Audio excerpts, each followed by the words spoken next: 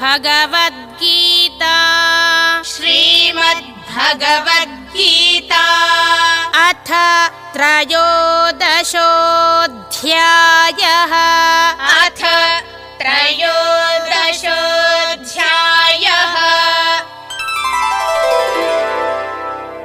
श्रीभगवानुवाच श्रीभगवानुवाच पुरुषः प्रकृतिस्थो हि पुरुषः हि भुङ्क्ते प्रकृतिजान् गुणान्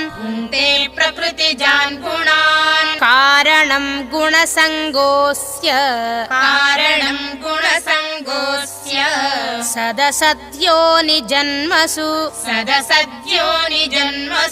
ॐ तत्सदिति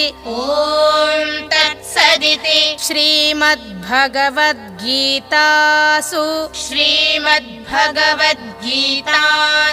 उपनिषत्सु ब्रह्मविद्यायां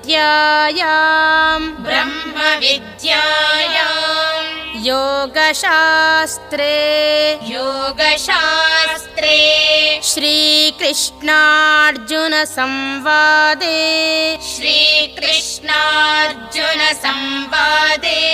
क्षेत्रक्षेत्रज्ञ विभागयोगो नाम